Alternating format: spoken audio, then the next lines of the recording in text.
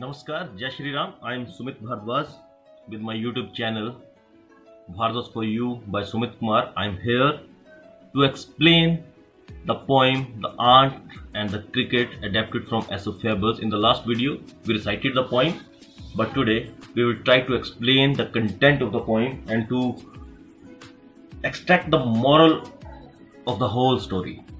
So here we goes. The poem is taken from the book Honeydew, and in the last video I also have told you about the poem, how it looks in the book. So here is the poem. A silly young cricket accustomed to sing through the warm sunny months of gay summer and spring. जैसा कि नाम से ही पता है, there are two characters, Ant and the cricket. Ant जो कि हमेशा से हार्ड वर्क की प्रतिमूर्ति मानी गई है, और क्रिकेट जो हमेशा ही गाता रहता है, गुनगुनाता रहता है. तो यहाँ पे उनके बीच में जो बात हुई, जो एक स्टोरी बनी, उसको हम देखेंगे. अ सिली यंग क्रिकेट मतलब एक मूर्ख क्रिकेट है, झिंगुर है. एक्स्टम टू सिंग, एक्स्टम टू मतलब आदि है वो गाने का. Through the warm sunny months of gay summer and spring, जो गर्मियों की ऋतु थी और बसंत ऋतु थी, उसमें वो गाता रहा. Through the warm, accustomed to sing क्योंकि वो गाने का आदी था, तो वो जो सूर्य निकले हुए बड़े अच्छे दिन थे, गर्मी वाले दिन थे, उसमें वो गाता रहा. Begin to complain when he found that at home his cupboard was empty and winter has come. अब जब उसने ये पाया, he found that at home, कि घर में हिज कबर्ड वाज एम्प्टी, उसकी जो अलमारी है जिसमें उसने खाना स्टोर करना था वो एम्प्टी है, मतलब खाली है. और विंटर हैज कम, और ऊपर से सर्दी आ गई है. Not a crumb to be found, एक निवाला भी नहीं मिल रहा. On the snow covered ground, बर्फ से भरा हुआ ग्राउंड है, मैदान पे हर जगह बर्फ ही बर्फ है, और एक निवाला भी खाने को नहीं मिल रहा. Not a flower could he see, एक भी फूल देखने को नहीं मिल रहा. Not a leaf on a tree, पेड़ों के ऊपर एक भी पत्ता नहीं है. Oh what will become, says the cricket. अब क्रिकेट बोलता है, oh what will become of me, मेरा अब क्या बनेगा. At last by starvation and famine made bold, अब भूख से और जो उसके पास खाने की कमी है उससे वो बोल्ड हो गया, मतलब अपनी बात को कहने के लायक हो गया, किसी से सहायता मांगने की कोशिश कर रहा है. वो बोल्ड का मतलब है कि अब वो अपनी बात को निडरता से किसी के सामने, किसी के साथ शेयर करना चाहता है. सो उसने क्या किया, all dripping with weight and all trembling with cold, अब वो भीग गया है, गीला हो गया है और ठंड से कांप भी रहा है. Away he set off to a miserly ant, miserly ant मतलब कंजूस आंट. आंट को कंजूस भी कहा गया है क्योंकि वो यहाँ कंजूस शब्द सही नहीं है, मित भी यही कह सकते हैं हम, जो कि अपने संसाधनों का बड़े दिमाग से, बड़े सूझबूझ के साथ प्रयोग करता है. तो वो एक आंट के पास चला गया.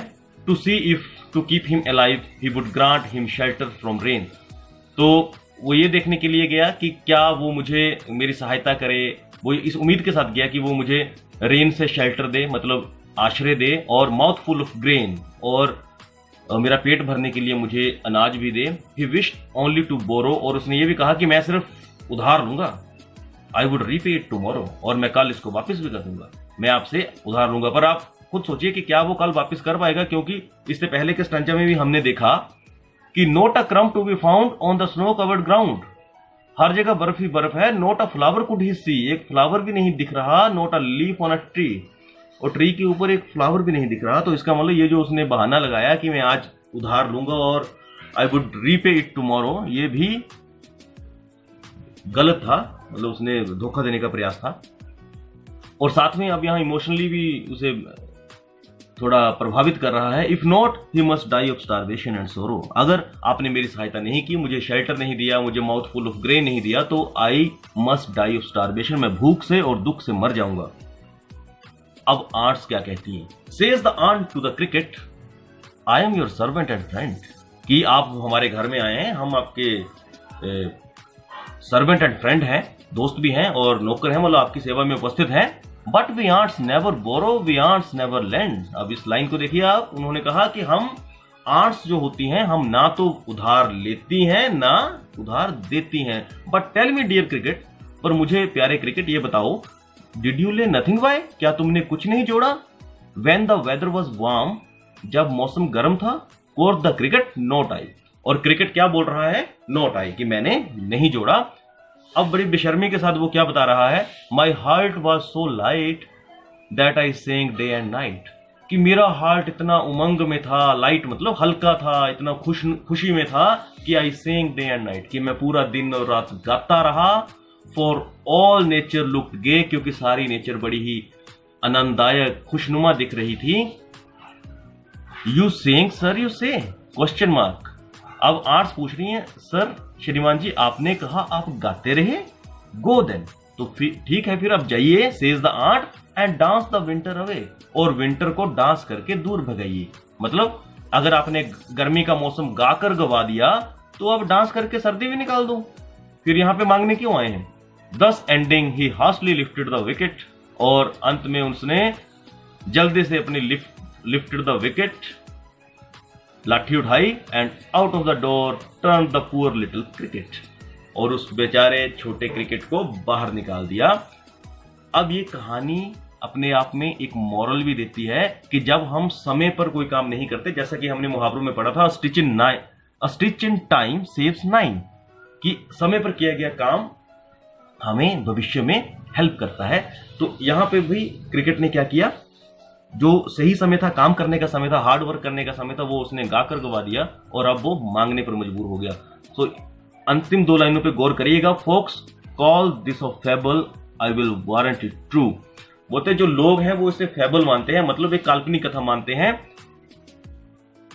आई विल वारंट इट ट्रू, पर मैं गारंटी देता हूं, मैं विश्वास के साथ कह सकता हूं कि ये सच है। Some crickets have 4 legs and some have 2, कि कुछ क्रिकेट्स की 4 टांगे होती हैं पर कुछ की 2। यहां पे 2 टांगों वाले क्रिकेट कौन हैं, जो लोग, यहां पे इंसानों की बात हुई है, जो व्यक्ति समय को गवा देते हैं और बाद में बहाने लगाते हैं, समय रहते कोई काम नहीं करते। ये स्टूडेंट्स के ऊपर भी लागू होता है। क्रिकेट की तो 4 टांगे होती हैं, तो यहाँ पे 2 टांगों वाले क्रिकेट कौन है, शर्कर्स हैं। जो कुछ बच्चे भी ऐसे होते हैं जो जब समय रहता है तब उस वक्त मेहनत नहीं करते हैं, उस जैसे छुट्टियां आएंगी तो वो सोचेंगे कि अब पढ़ाई से भी छुट्टी है, जैसे आजकल भी हम घरों में हैं तो वो सोचेंगे कि अब बिल्कुल छुट्टियां हैं, तो ये समय जो व्यक्ति गवा देगा वो बाद में क्रिकेट की तरह ही पछताएगा। सो बहुत ही अच्छी ब्यूटीफुल पोएम थी, इसे दोबारा रिसाइट भी करिएगा और इसके मीनिंग को समझने का प्रयास करिएगा। और इसमें आप देखिएगा, इसमें एक रिदम बड़ा शानदार सा आ रहा है। यहाँ पे आप देखिए, सिंग, स्प्रिंग, होम, कम, फाउंड, ग्राउंड, सी, ट्री, मी, और ऐसे रिदम आगे आएगा। बोर्ड, कोड 2 का, फिर आंट ग्रांट 2 का, रेन ग्रेन 2, बोरो, टुमारो, सोरो, फिर 3 का। इसके बाद फ्रेंड, लेंट 2 का, बाय, आए,